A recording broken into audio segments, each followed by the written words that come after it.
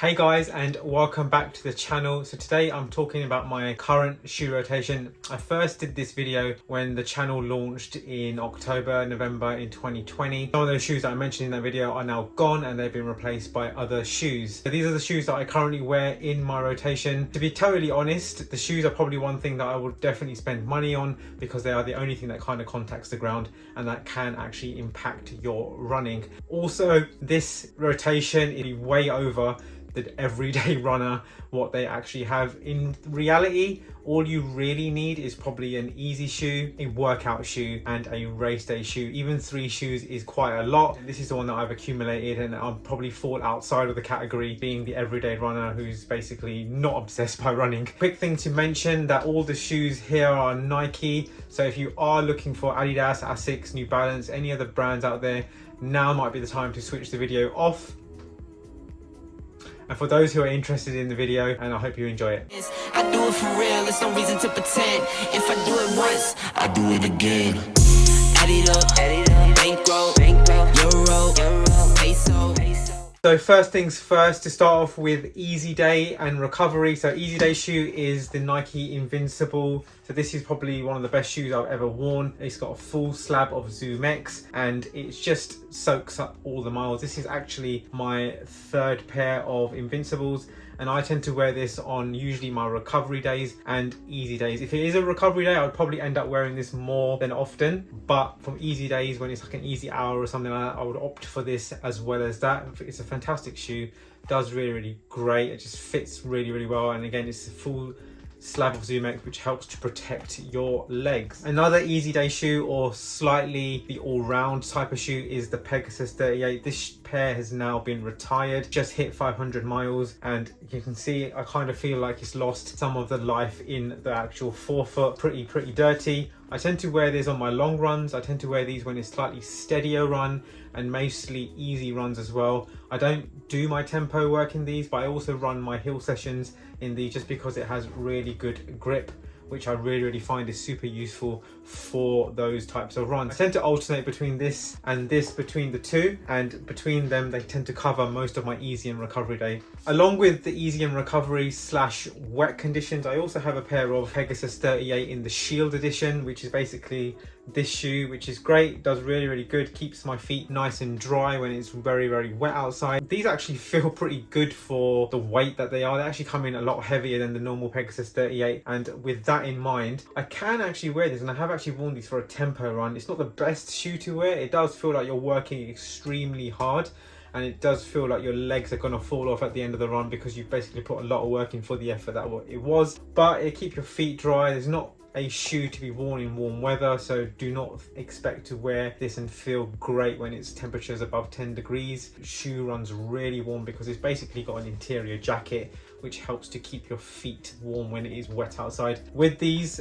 I only tend to wear these when it is definitely wet, and I mean proper raining really hard. If it's light drizzle, I get away with these, but these need to be in wet weather, and they tend to be used less often than these. So out of the 3 of them, this is probably the pair that I probably don't need the most. It comes in handy to have it when the weather does turn out of your control. So the next shoes that I have in my rotation are for up tempo work. So you've got tempo, threshold, workouts, sessions, anything that covers where you are working hard and you want that extra shoe that kind of gets rid of any bulk. It feels a little bit more snappier underfoot, and it does help with your turnover, your cadence, and everything that makes you feel like you want to run quick. A lot of it is in the head, to be honest with you. When you put a fast pair of shoes on, you kind of think, you know what, today I'm going to run fast and actually try and run quick, and then you kind of sell yourself that you're going to perform well, and that is actually an added benefit that you can actually have in your armory. It's something that you can actually add into your locker. Purpose of this video is to show you what rotation actually is, what comes in, what comes out, and what shoes actually make up the whole running roster for me personally. As you all know, I've recently got a pair of Nike Streak Flies. These will stay in my rotation. These will definitely go in at the workouts. I'm talking tempo, threshold work, definitely 5Ks, park runs for sure, and that suits it pretty well. Again, these have about 14 miles on them, so I've used these for 2 sessions as well as the 5K, and yeah, they fit really good,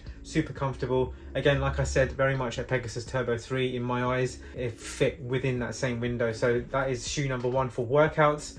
Full Zoom X, You got a shank in the middle of the shoe, cushioning in the front, super lightweight upper, very twisty. Does a great job at keeping a lightweight racer / workout shoe on your feet for the workout.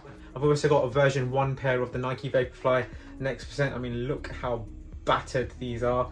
These shoes used to be white.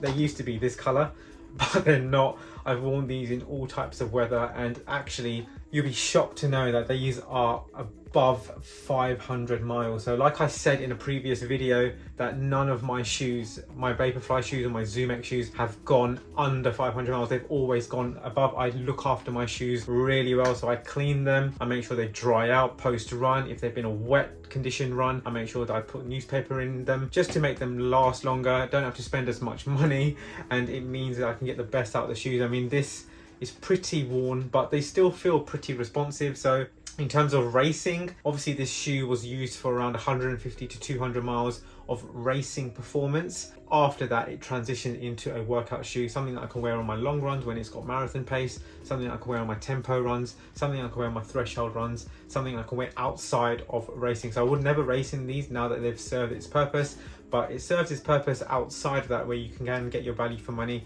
and you can still wear them, and they still fit great, they still feel great, they still run quick. So until they actually fall apart, I will continue running in them. And yeah, the outsole is wearing really nicely. Super nice response, still working really great, and they stay in the rotation as a workout shoe. Is race day shoes, and if I'm running say a 5, 10, half or a marathon, I'm most often going to pick up the Vaporfly Next Percent 2. I do actually prefer the fit of the version 1, if I'm totally honest with you. It just feels a little bit more snugger, but let's just be honest, I'm a sucker for a nice colorway, so I kind of make these work. I mean, the foam is still the same, plate is still the same, the impact protection, etc. is all the same. The only thing that's changed is you've got a tiny bit more room in the forefoot, and you get a slightly different hugging sort of feel in the lockdown. Still great. Once you get the right lockdown, it fits pretty good. And yeah, if you get a nice colorway, they really can set off your look for the day.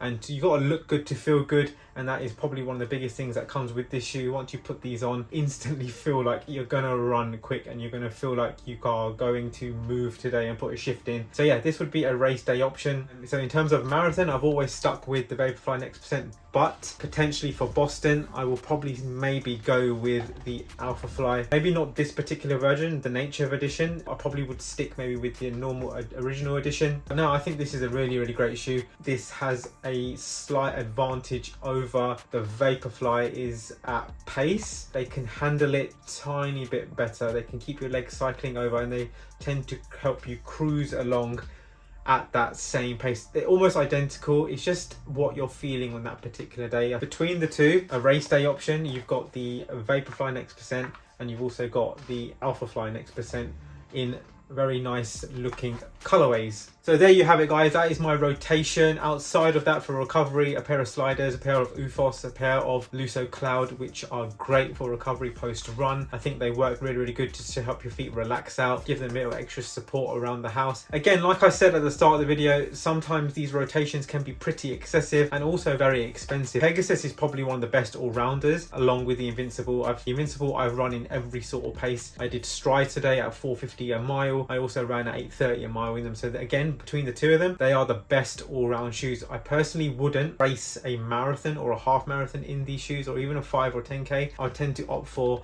something a little bit more quicker, a little bit more lighter, a little bit more snappier. So you can get away with 2 shoes if you need to. You can get away with 1 shoe. You can also have 6 or 7. It totally depends on you, your circumstance, your budget, and also what you're kind of looking for, and different types of brands that you want to mix together. A lot of them, and predominantly, are Zoom X, just because they help to protect your legs, save on the impact of the road mileage. I am a road runner. One thing I would love to minimize is the impact on my legs, so I can be able to get up and go the next day. Most of them are Zoom X except for the Pegasus. So I hope you enjoyed watching this video. Give it a thumbs up if you enjoyed it, and hopefully share it with everyone else, and also to consider subscribing to the channel if you enjoyed this type of content. Thank you for the love and support recently on the channel. It's been really great. Love connecting with all of you. And I will catch you in the next video.